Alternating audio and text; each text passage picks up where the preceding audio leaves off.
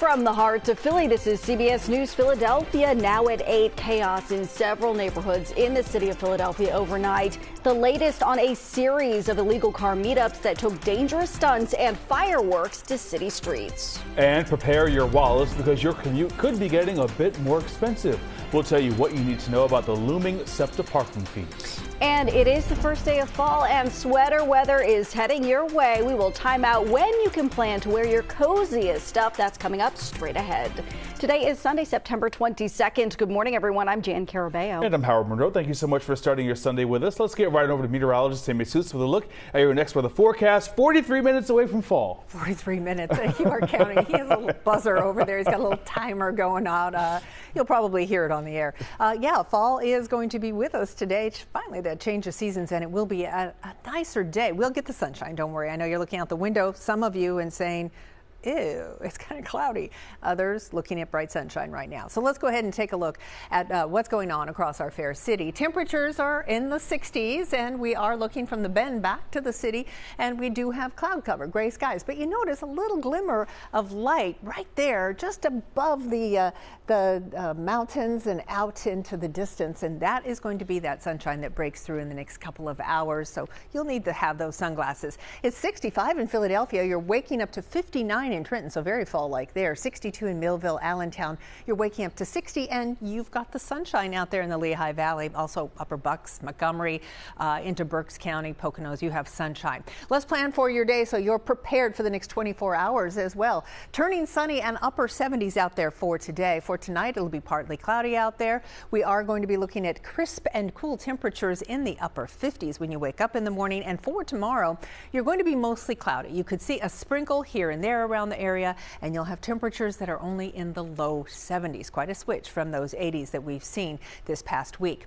We do have the clouds clearing out already. Look at that. Parts of South Jersey clearing out. We do have a few sprinkles that are left into central Delaware, Middletown, Smyrna. You're looking at a few sprinkles. We head over into South Jersey, Millville, near Salem, Morris River, and also toward Dennis and down the shore. And we have to be concerned down the shore because we do have a coastal flood warning. We'll talk more about that when I come back in a few minutes. But temperatures today up to 78 degrees. Enjoy that sunshine. We'll start clear tonight and the clouds will move in.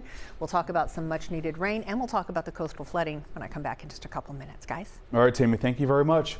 We're continuing to follow breaking news this morning. Philadelphia police were called to multiple illegal car meetups across the city overnight. The latest meetups happening just hours ago. Police responded to areas in Spring Garden, Center City, and South Philadelphia. Our Ross DiMattei joins us live again this morning near City Hall, where one of those large crowds gathered not too long ago. Ross, good morning. Good morning, Jan and Howard. Yeah, these illegal car meetups happened all night long in several different neighborhoods throughout the city. So far, we know of at least 4 of them, including one that took place right here at 15th and Market Streets, right next to City Hall. Essentially, they take over the entire intersection, and you can see what they leave behind. A whole lot of damage, debris, and a bunch of skid marks from burnt tires. Take a look. It all started around midnight at Delaware Avenue and Spring Garden Street. You can see in this video that was posted on the Citizen app, fireworks exploding while drivers do donuts right in the middle of the road. Eventually, the fire marshal did respond, and police were able to disperse this crowd. However, a little later, around 1:20 in the morning, this crowd of about 100 cars was spotted gathering at 25th and Washington Avenue in South Philadelphia. And while some of them were doing donuts and setting off more fireworks, witnesses say one man fired off 2 gunshots. Police say no one was hit, but they did recover a shell casing as well as an airsoft rifle near that scene. And then around 3 o'clock this morning, another large crowd gathered, this time at 23rd and Pennsylvania Avenue, right near the Art Museum. And again, they set off fireworks while doing donuts. There were also reports of people damaging police vehicles at this location. Officers tried their best to break up the crowd, but they simply couldn't get to those cars in time. And then finally, around 4 o'clock this morning, City Hall became the meetup spot. This time, police had to call for backup after more reports of police vehicles being vandalized and damaged. And back out here live, you see one of those police trucks still here. This is one of the ones that was damaged. We took a walk over to the front of it, and the entire windshield was shattered. Police tell us that that was by some of the members that met up for that car meetup last night. There was also reports of a woman who had her foot run over by a car during this car meetup that happened here at City Hall. No word word yet on how that woman is doing. Also, no reports yet of any arrests being made as a result of those multiple car meetups overnight. Guys, we'll stay on top of this story and bring in any updates as soon as we get them. Howard and Jan, back to you. All right, Ross, thank you very much. Certainly a scary situation when you do get caught up in one of those meetups, and it's hard for police to get through them as well to make those arrests. Hopefully, we can get some answers from police as well as the mayor. Ross, thank you again. A traffic update for you this morning. A planned closure for eastbound I-76 in Grace Ferry was canceled. PennDOT planned on shutting down the Schuylkill at exit 346B at 9 o'clock last night for bridge deck repairs. Officials say the road will now be closed from 9 p.m. Friday to 4 a.m. Monday. There will also be closures the following 2 weekends. We have all the details on our website, cbsphiladelphia.com.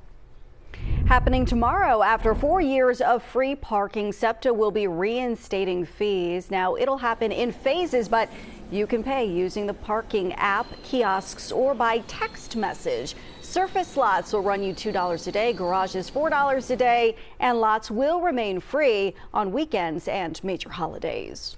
Well, a new study is suggesting that traveling could be your ticket to looking younger.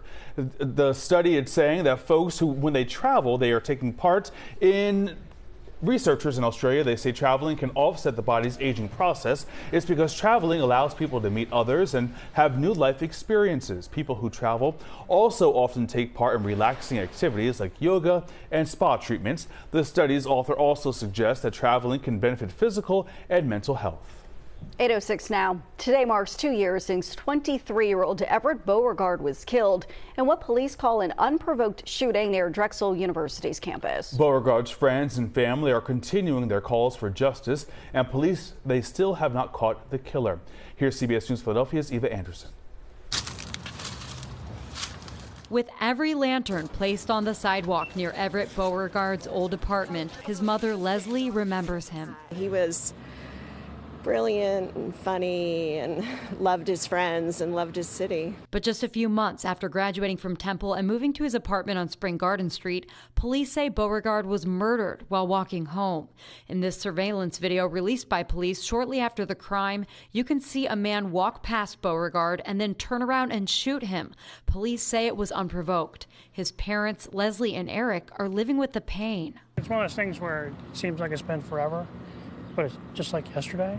We were inseparable and so close. Rachel McQuiston says she thinks of Beauregard daily. He was perfectly at the intersection of thoughtfulness and intelligence and humor. Memories were shared as around 20 of his friends joined the family. I know this is really hard for all of you, and my heart, as much as it breaks for Eric and I, it breaks for all of you too. He made the end of his life as happy as it could have possibly been. As night fell, the group lit lanterns along the sidewalk. We're here just to mark the path, mark that it's been 2 years, make note that no one's been caught, and kind of symbolically demonstrate that everybody deserves to get home, to turn that corner and make it safely home. And while Beauregard never made it home that September night, those lighting his path said he'll always be in their hearts. Philadelphia police have not identified a suspect in the investigation into Everett Beauregard's murder.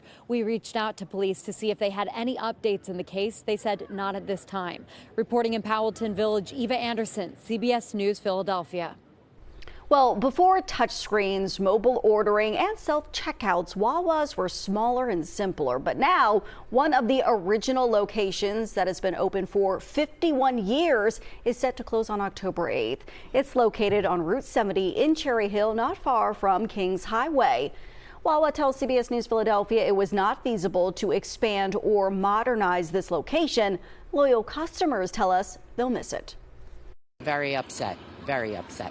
There's no other Wawa close enough for me. It's very, sentimental because we got close to, a lot of co-workers that work there.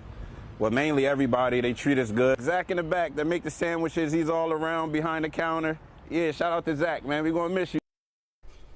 Wawa says all of those employees, though, have been offered an opportunity to work at other stores. That's the good news. Well, tensions remain high in Chinatown as the community fights against a possible Sixers arena possibly being built nearby. Yesterday, the neighborhood celebrated Chinese culture at the Mid-Autumn Festival, but the event took place under the shadow of the proposed arena.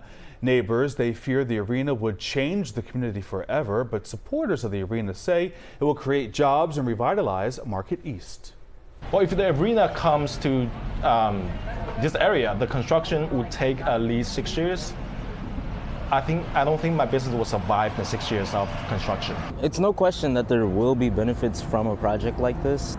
Philadelphia is a wonderful city, and I feel like this could help and hurt us in a lot of different ways.